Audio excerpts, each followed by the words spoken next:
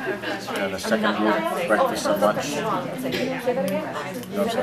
think the teacher was aware of the levels.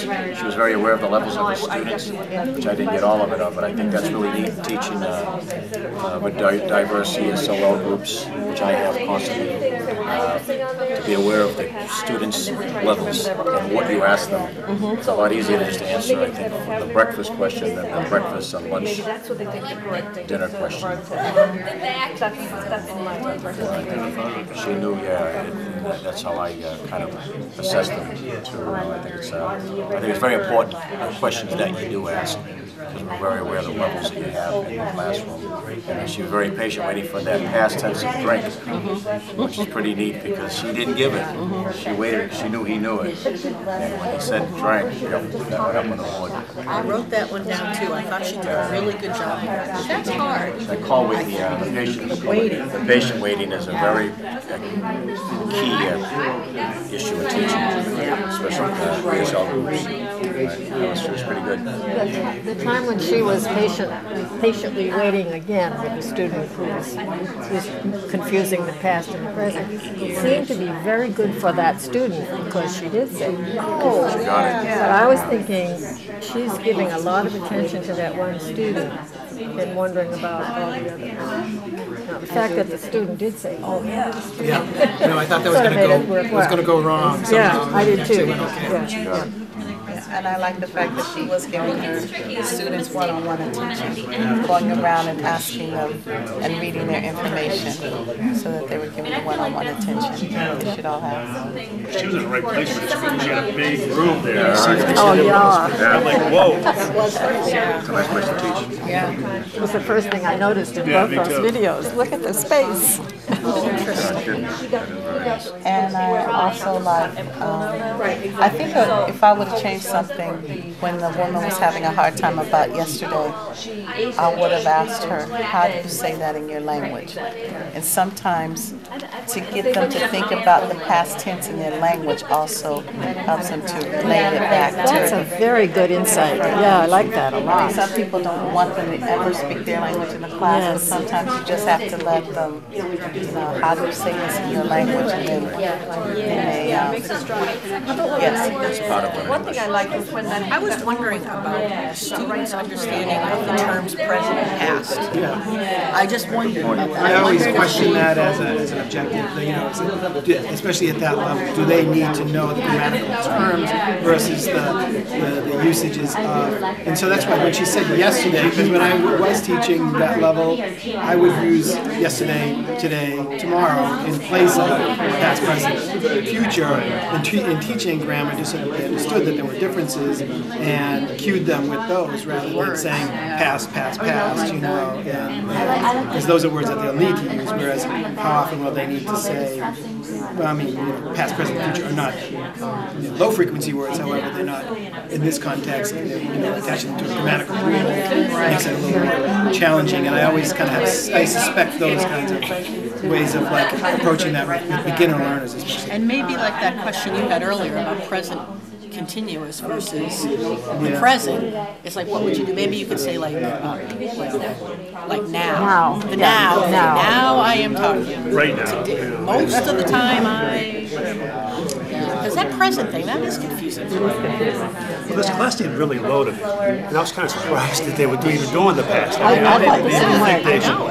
Their conversational skills, I couldn't see the writing, but it didn't seem like it was that high. And I didn't think it was like, whoa, they're doing past. I'm like, wow. So I don't think they knew it. I mean, they were ready for it. And I think she should have modeled this activity first. They should have asked her these questions and write her answers on the board, and then take it from there. Instead of just, pairing up was good, but maybe she did that already. We didn't see the whole lesson, so I don't know. But.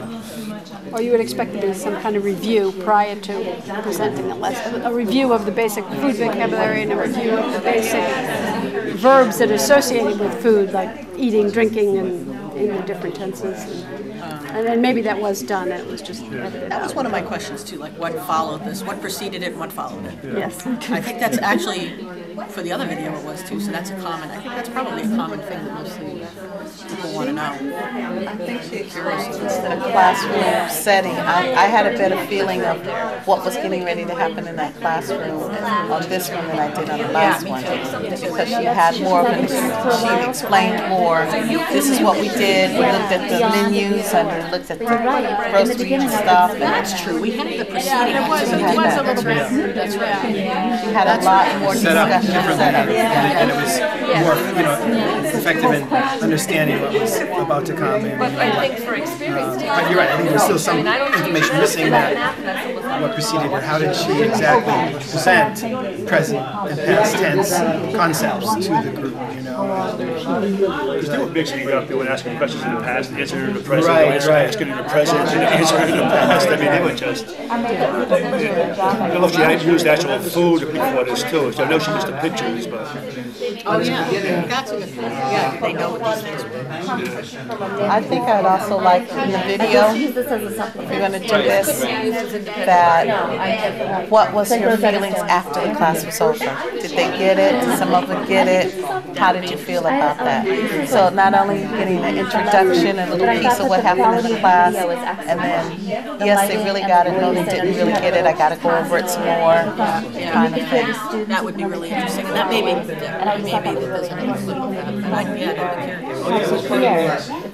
Also to see the writing, to see what they wrote and how well it was written. You know, we don't know that, but they actually had to write the story afterwards. So, which I think was a good transition. You know, pair it up, asked each other questions, then put it on paper and written form. That was a good sequence. Now, I'm new with this, so my question is, if you have ESL 1 to ESL 3, is it important that the spelling is correct? Or is it more important that you're getting the concept down? So that would be my question. I teach ESL 2, so it's like, I don't care if the spelling is right, I just want to know if you get the Phonics worked for concept. me. You know, the sure the kids have that. I think concept is much more than spelling. As an ESL teacher. Don't get me wrong, be in the ballpark. But I think the concept is more important than the grasp. I don't know what level this was. I really don't. Anybody know what level this was? I think she said 1, because she's got some people who've been there for 2 years and some people who've just been there for 2 weeks. So it was 1. I've never done past You know this in a while. But the actual quality of the video was excellent. It was a little better than the other one, just the lighting and the sound. And also, we really liked that teacher's patience, how she, really gave each student a chance to talk or to guess at things, and also how she came down to the lady's level. She crouched down to talk to her, and that she walked around the whole time. So there were a lot of, the teacher was excellent. We really liked a lot of things about her style, her teaching style. I agree with all of that. On the sort of suggesting side, we thought there should have been some drill before she went right into the interview on drink and drain, eat and ate. It seemed almost all of the students were in need of that. And I forget my other point. Oh, the corrections. That she let I eat as past tense pass many times before she corrected it at the end. She modeled it at the end, but we felt she should have corrected it as the mistake was made. Do you have that down as a question? Why did you? Maybe somebody could just add that to your list. Because we're going to share your questions with the teachers. We don't know if they'll actually be able to respond to them or not. If they do, we'll put their responses on the website. We were just, because it felt like in our conversations we didn't have the whole context of what happened prior to. So I don't know if a lesson plan could be shared, There is one, or actually. bullets of what Yep. happened. Yep, there's a would be lesson great. plan and also how it connects with the curriculum frameworks, which unfortunately you didn't see. And is that It's for there each on the video? website. It's on the website. On each video? There is either a lesson plan and or how it connects to the curriculum frameworks or to research or to theory. Great. On most of the videos. I'm not sure if we did all of it, certainly most of it. Yes. Also a suggestion, we were thinking it might be more helpful to have less of a teacher interview in the beginning and more of, how this applied or what other connected activities she actually used. I'm not sure I understand connected activities. Well, what else did she do in this lesson? Like you know, before or after? Yeah, I know I've heard several people say we really need to understand the before and after to understand what we're looking at. So that seems to be a consensus here. I see a lot of nodding heads. Okay, any other quick comments you'd like to share with the group as a whole? Well, this is the second classroom. I have a question. This is the second classroom that's set up in that here around the perimeter with the teacher in the middle. Is that not anything you did? No. We throughout all the videos, we tried for authentic environments. We didn't tell them, oh, set it up this way. Okay. Fortunately for us, there were small classes in every case. Well, in almost every case. Because with really large classes, the sound issues are, consider this room for example, sound issues are a challenge to capture on video. Just a general suggestion. I think it would be really interesting to have a post-interview with the teacher. How did the lesson go? What would the teacher do differently? Good, thank you. That's a good suggestion. Okay, what I'd like you to do, first of all, just a couple of comments. One, and this is probably pretty obvious, but you can do what we did today at your program. You can pull together a small group of teachers. You can say, let's look at a video clip and talk about it. It would take you to do one video clip, maybe 45 minutes. And you could process that. You could write it up if you want or not. It's a really good in-service professional development at your program. So I encourage some of you to do that. And recall that there are many videos, not only the ones we've made, but others beside this in a variety of areas, and there will be more, we hope, over time. Which leads me to the next thing that I wanted to say. Some of you might be willing to have yourself videoed. Or there might be a colleague at your program who you think is really terrific, and would be a really good person to do that. You might be able to persuade that person. Quite honestly, what we found is that there are a lot of very good teachers, actually some of them in this room, who we know are good teachers, but who have said, nope, I don't want to be in a video. So that's been one of our challenges. So if you would be willing to do that, or if you know somebody who would, please email me. And I have cards here if you want that has my email. It's all over the website. So if you don't want to take a card, you can easily find it. I have a question. Have you considered posting examples of bad teaching as part of the conversation? Hard to get the people to volunteer. No. I mean, not necessarily like, this is a bad teacher, we're going to videotape them, but using something, having something as part of a conversation that can show, can generate what went wrong with this class. No, we have. It's interesting. We think that these are good examples of teaching. We have not said that these are, in every case, best practices or perfect teachers. And I don't think any of the teachers in any of our videos would want us to say that. This is really a slice of life, a slice of teaching life. And that's what we're trying to aim for. And we've deliberately kept them short. We'd be interested in hearing your feedback in the evaluation, for example.